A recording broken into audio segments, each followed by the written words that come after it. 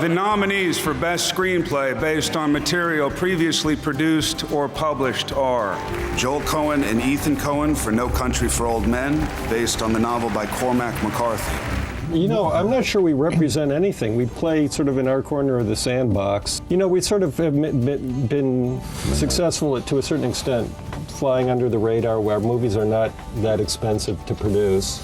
And so we've been mercifully pretty much let alone for our entire sort of movie-making careers to do what we want.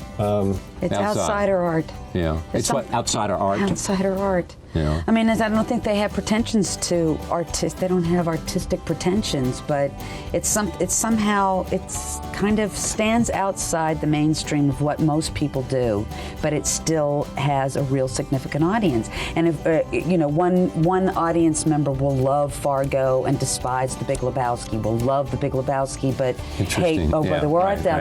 There's always one that becomes that someone becomes really attached to. And the Oscar goes to Ethan and Joel Coen for Fargo. Joel Coen and Ethan Coen for No Country for Old Men. Mostly, I'd like to thank Francis, without whom the part wouldn't have been written, the movie wouldn't have been made, and we wouldn't be standing here. We,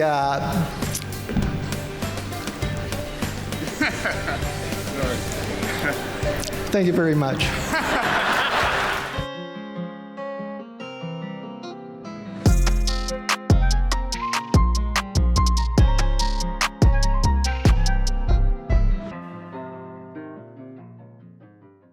I mean, it starts with us with the writing, you know?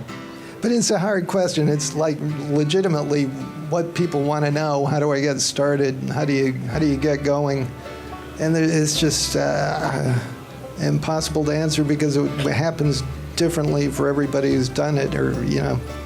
But as Joel says, for us it started as writers and writing, and that was it's just whoever was sitting up here who you asked that question would give you a different answer, and it's who knows what's relevant to you. There is a mystery that's been created because the movies are so authentic and unique and personal, and it's a different kind of filmmaking.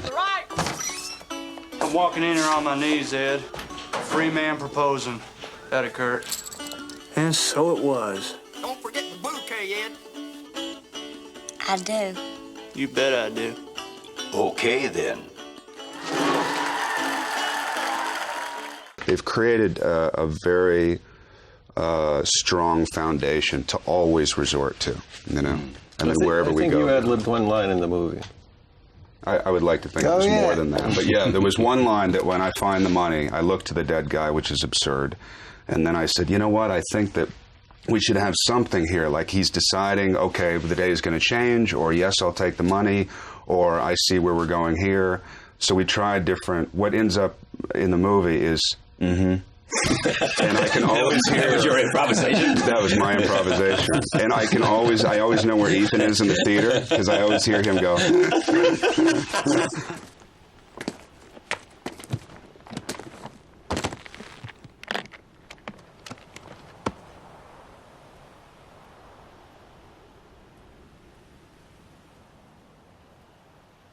Yeah.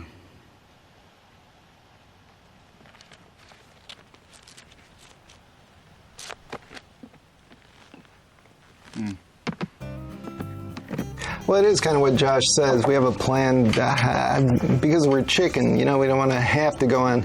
You don't trust your actor? What? No, not the actors. Yeah. But just in terms of being our own ability to extemporize on the set, or you know, the obligation of extemporizing on the set. We don't want that. We want to have a plan for how we're going to shoot the scene, whatever it is. So we walk in with a plan, which, as Josh says, is always kind of subject to change.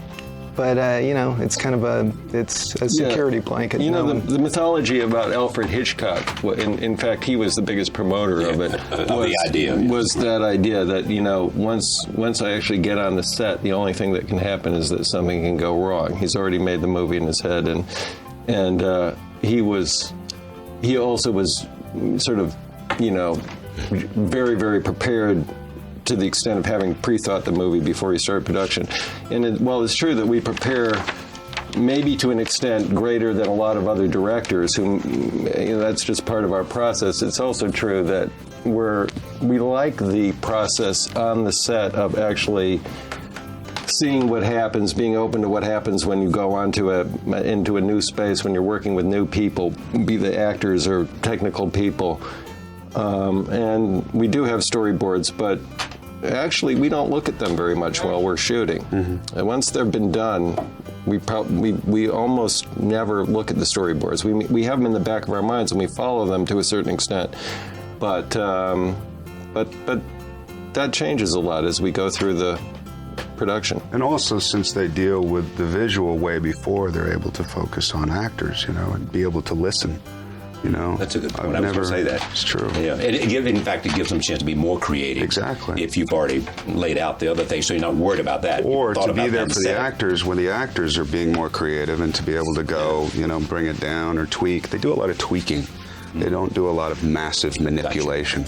I guess it's best explained just in the context of making movies in general, because it's such a collaborative social enterprise in every respect, not just the fact that we work together as a team, but it's a team sport making movies. You work with a huge team of people, and as we were talking about before, many of them are people that, you could say most of them are the major sort of people involved in the movies are people that we work with over and over again.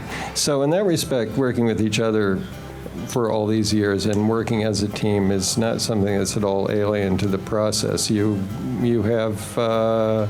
find a consensus and you go from the consensus. It's not about arguing or having different points of view necessarily. It's finding the similar point of view.